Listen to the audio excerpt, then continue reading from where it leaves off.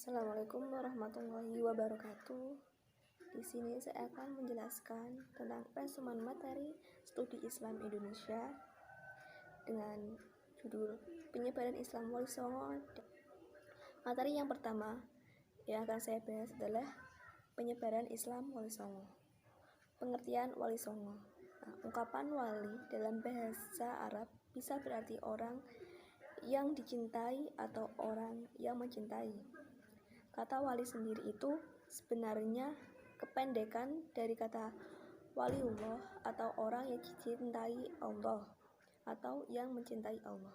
Dan kata songo itu diambil dari bahasa Jawa yang artinya 9. Tetapi ada juga yang berpendapat bahwa songo itu pengucapan dari kata sana yang dalam bahasa Jawanya berarti tempat tertentu.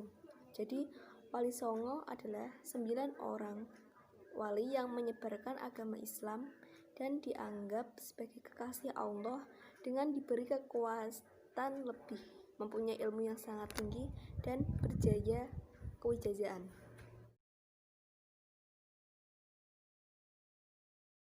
Kemudian ada tokoh-tokoh wali songo. Yang pertama ada Maulana Malik Ibrahim.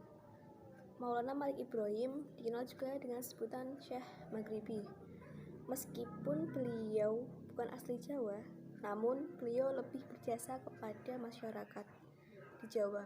Nah, Maulana Malik Ibrahim itu berasal dari Gujarat, India. Beliau adalah wali Allah yang pertama kali memasukkan agama Islam ke tanah Jawa. Nah, Maulana Malik Ibrahim mulai menyebarkan agama Islam di tanah Jawa, yaitu khususnya di daerah Jawa Timur.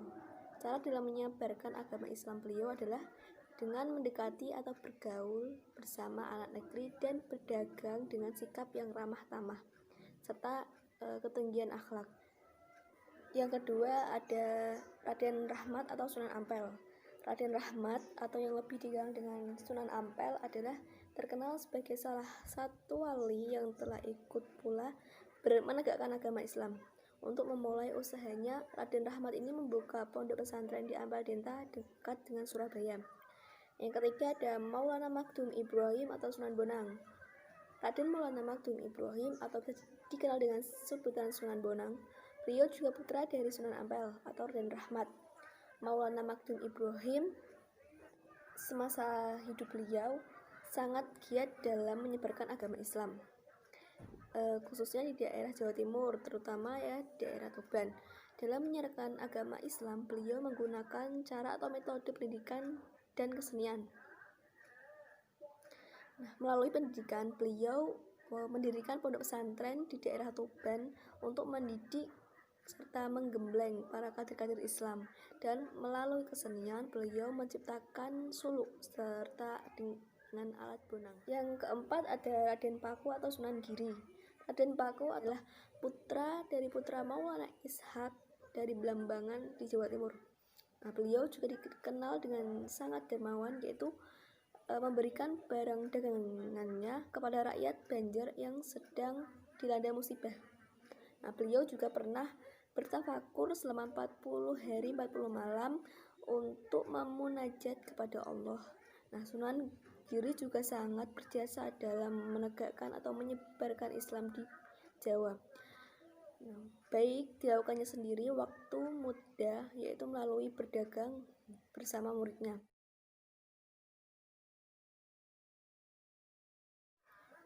Beliau juga menciptakan tembang-tembang dolanan anak kecil yang berbau Islami seperti jamuran, coblak suweng, dan lain-lain.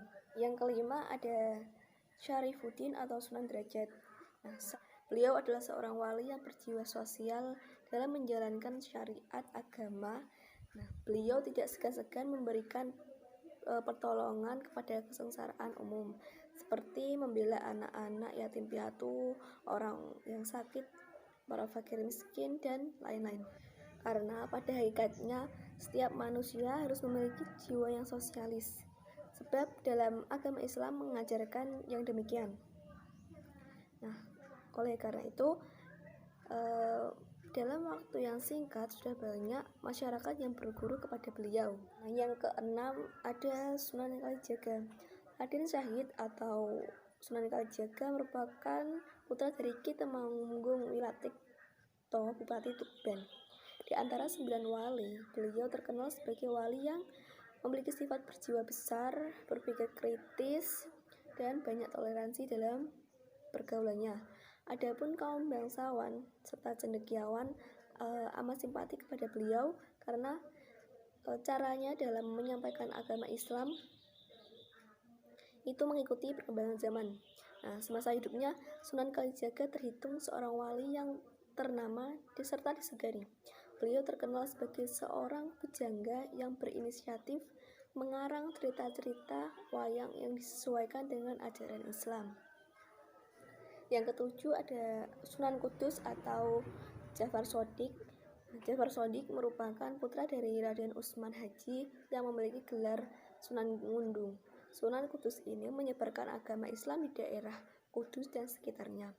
Beliau terkenal dengan bidang keahliannya dalam ilmu agama seperti ilmu tauhid, ilmu usul, ilmu hadis, ilmu mantik, dan ilmu fikih.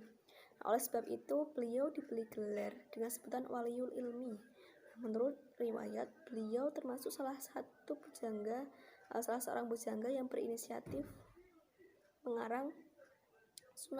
mengarang cerita-cerita pendek yang berisi filsafat serta berjiwa agama.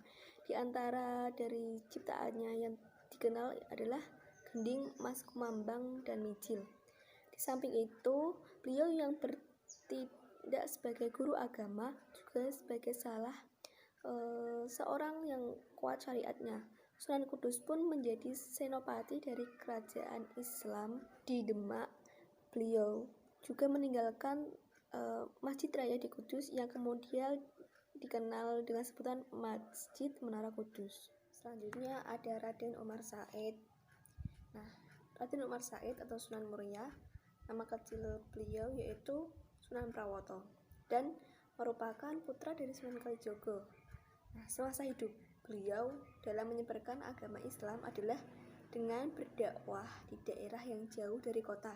Sebab beliau lebih suka menyendiri dan bergaul dengan rakyat ke bawah. Sunan Muria lebih suka mendidik rakyat jelata tentang agama Islam di sepanjang lereng Gunung Muria yang terletak sekitar 18 km jauhnya sebelah utara kota Kudus sekarang. Nah, cara beliau menjalankan dakwah Islam ialah dengan jalan mengadakan kursus-kursus terhadap kaum dagang, terus nelayan pelaut dan rakyat jelata. Beliaulah yang kabarnya mempertahankan tetap berlangsungnya gamelan sebagai satu-satunya seni Jawa yang sangat digemari ke dalam jiwa rakyat untuk mengingat kepada Tuhan Yang Maha Esa. Di samping itu, beliau adalah pencipta dari Gending, Sinom, dan Kinanti. Nah, serta kini beliau dikenal dengan sebutan Sunan Muria. Oleh karena itu, beliau dimakamkan di atas Gunung Muria, termasuk masih dalam Kabupaten Kudus. Nah, yang terakhir ada Sunan Gunung Jati. Sunan Gunung Jati atau Syarif Hidayatullah itu menyebarkan Islam khususnya di daerah Jawa Barat. Nama asli beliau adalah Syarif Hidayatullah dan beliau merupakan cucu dari Prabu Siliwangi. Nah, beliau juga merupakan pendiri dari dinasti-dinasti di Cirebon serta di daerah Banten.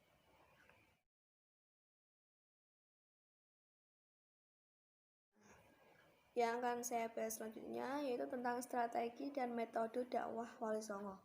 Strategi yang dilakukan Pak Wali Songo adalah melalui beberapa cara. Yang pertama yaitu pembagian wilayah. Nah, para Wali Songo itu dalam melakukan aktivitas dakwahnya antara lain sangat mempertimbangkan atau memperhitungkan wilayah yang strategis. Kedua, sistem yang dilakukan dengan pengenalan ajaran Islam melalui pendekatan persuasif yang mana berorientasi pada penamaan akidah Islam yang disesuaikan dengan situasi serta kondisi yang ada. Ketiga, para wali songo melakukan perang ideologis untuk memberantas etos dan nilai-nilai dogmatis yang bertentangan dengan akidah Islam, di mana para ulama harus menciptakan mitos dan nilai-nilai tandingan baru yang sesuai dengan Islam. Keempat, dengan melakukan pendekatan terhadap para tokoh yang dianggap mempunyai pengaruh di suatu tempat dan berusaha menghindari konflik.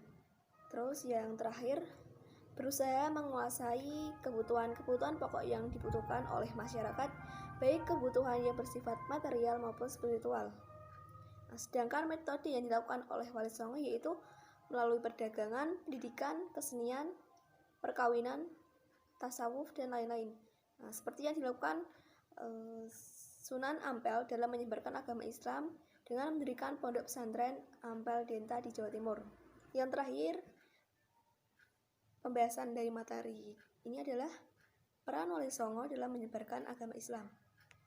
Yang pertama, Wali Songo itu sebagai pelopor penyebar luasan agama Islam kepada masyarakat yang belum banyak mengenal ajaran Islam di daerahnya masing-masing. Yang kedua, Wali Songo sebagai para pejuang yang gigih dalam membela dan mengembangkan agama Islam semasa hidupnya. Ketiga, sebagai orang yang ahli dalam bidang agama Islam. Keempat, sebagai orang yang dekat dengan Allah Subhanahu wa Ta'ala. Kelima, bahwa Wali Songo sebagai pemimpin agama Islam di daerah penyebarannya masing-masing yang mempunyai jumlah pengikut yang cukup banyak di kalangan masyarakat Islam. Kemudian yang keenam, sebagai guru agama Islam yang gigih mengajarkan agama Islam kepada muridnya. Ketujuh, Wali Songo sebagai kiai yang menguasai ajaran agama Islam dengan cukup luas. Dan terakhir, kedelapan, sebagai tokoh masyarakat Islam yang disegani pada masa hidupnya. Nah, sekian dari penjelasan materi yang sudah saya sampaikan. Mohon maaf jika dalam menyampaikan materi masih terdapat kesalahan. Terima kasih. Cukup sekian. Wassalamualaikum warahmatullahi wabarakatuh.